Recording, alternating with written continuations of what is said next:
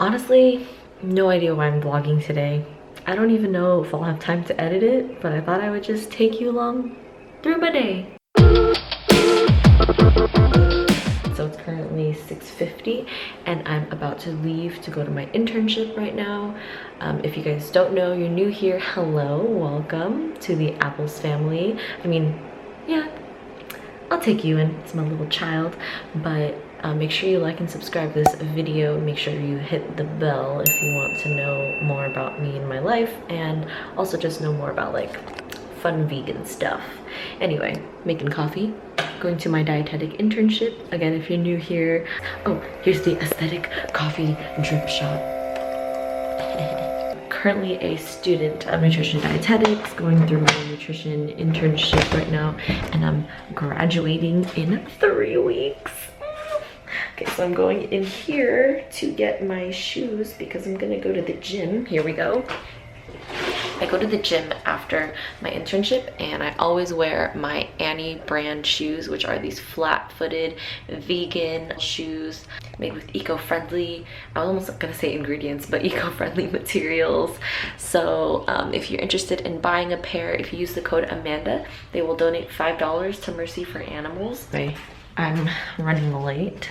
So in my bag, I got my shoes, I got my pre-workout because I'm gonna go to the gym after, and some stuff to make me smell good, and my Kindle just in case I decide to read, but most likely won't. My phone charger because my phone always dies, so I'm gonna put that in this nifty little backpack. And then I have my food and my coffee all packed here, and then just gonna close this up and hit the road. I am here and it is such a gloomy day. I was watching YouTube. I'm just dropping everything. I was watching YouTube videos in my car because I got here really early and I didn't want to like get in so early. I decided that I'm not just gonna make this a random vlog where it's like, oh, this is my life, goodbye. And I try to do as much as I can, like a day in the life dietetic internship. So here's my intro, like 5 minutes into the actual video. Currently it is 7:40. Took me a little bit to get here. I normally get here at 8, but you know, the earlier I get here, the earlier I can leave. For an internship, I need 8 hours a day. So this is cool. I can work with this. So what I do in the morning is I go in, I check in, get patient lists and names with the preceptor, the dietitian that I'm working with, and then I write down their names on a fun little list called a productivity sheet, and then I just start going into their charts. So I choose one patient first, then I go into the patient's chart, and then I learn about them, see why they're here, why we're seeing them, because it could be like for a totally different reason. So a patient could come in with congestive heart failure and we might be seeing them because that patient has a pressure ulcer, because that's more of a nutritional risk, if anything. So then I have to go see, like, make sure that I address their pressure ulcer, pressure wound, which if you guys don't know, a pressure ulcer, pressure wound is when like the skin starts to break down from when a patient is like sitting down too much or laying down too much. The skin just, it breaks down because there's not enough protein, not enough vitamins, not enough blood flow. So then I do that, and then I look through all their information, see if their diet is adequate, see what we could do to fix the diet, or we say that the diet is adequate, or see if there's any other intervention such as education. And then go see the patient, obviously, in that whole process so we can figure out the whole entire story. A lot of it basically is finding out the story, rewriting the story according to the nutrition aspect, submitting it so that people know that our interventions or opinion has been put in, especially for nutrition. And you do that for like multiple. And these take, oh my gosh, I'm just standing here and the elevator is not coming down because I didn't press a button. But what we're supposed to do, a regular dietitian should do like 10 to 12 of these, like that's the goal. I personally can only do like 4 on a really good day, and that's me being fast as an intern. It just takes a long time. Currently going down, don't really want to talk to the camera while I'm down there, so I'll talk to you guys later. Okay, so I spent a couple hours researching on a patient. It's a critical care patient. He has TPN, which is like the feeding that goes through a tube in your body. It's called total parenteral nutrition. I ended up just getting a pediatrics patient, and this is a 2-year-old male, and he has pneumonia, so I'm just gonna check to see if he's eating okay. So that's why I have this clipboard here, and then I'm going to ask the nurse and the mom some questions about him, and then come back downstairs and chart my results, and then add in my recommendations, which is probably going to be like adding in a Pediasure, some kind of supplement to gain weight, because this patient has a weight under the 5th percentile, which is like a really, really low weight compared to everybody else. I honestly don't even know if I'm allowed to film in the hospital. I like to take the stairs as much as possible to stay active because I'm sitting down for most of the time. One of you guys asked me how long I spend like downstairs on the computers and typing and charting versus actually being with the patients, and honestly like 90% of the time I am charting and collecting information on the computer about the patient, going up to ask questions and figure out the story, and then coming back to finish up my full assessment. Yeah, I'm out of breath. And I'm here at the floor I'm supposed to go to. Pediatrics. So it was literally like a 30-second to 60-second interaction. I just wanted to see if the baby was eating well. He's doing a lot better. Peds is nice because there's not as many issues as with more acute care, obviously. So it's a little refreshing to be able to like chart on those patients and see those patients. It's more hopeful, usually. So now I'm going to go back in and chart this information and work on my next one.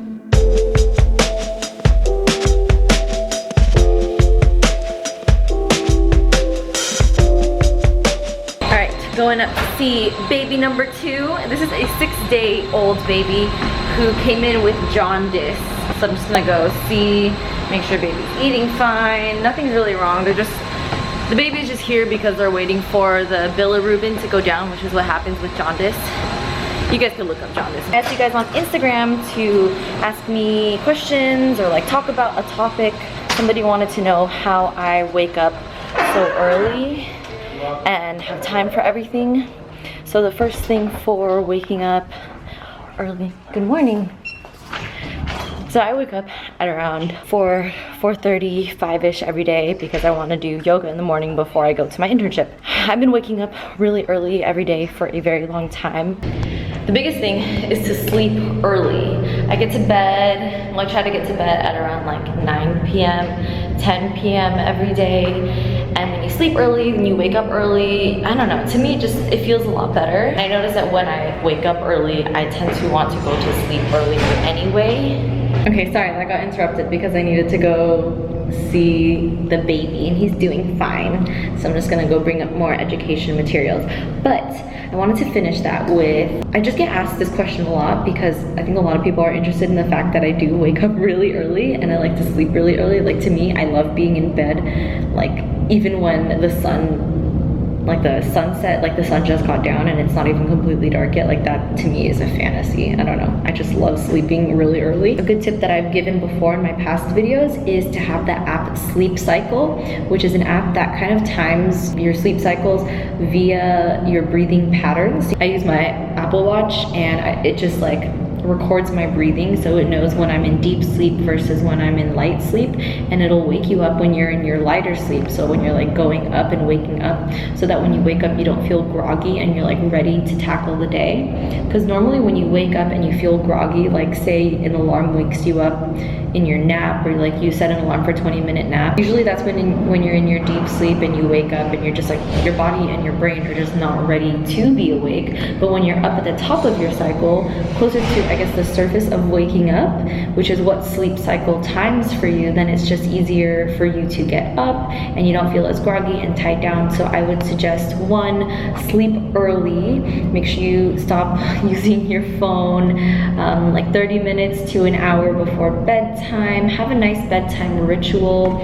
I like to just like clean up, wind down, drink some warm water, and write in my journal before I go to bed. and then wake up with sleep cycle, and just keep making that a habit. The third tip is to just keep trying to do it consistently. You're not gonna get it in 2 days, you're not even gonna get it in a week, but if you keep doing it and making it a habit, then waking up early will be so much easier. All right, I am now on my lunch break, but also my camera is dying, so I'm gonna see if I can answer any questions real quick before I have to go because of my camera dying.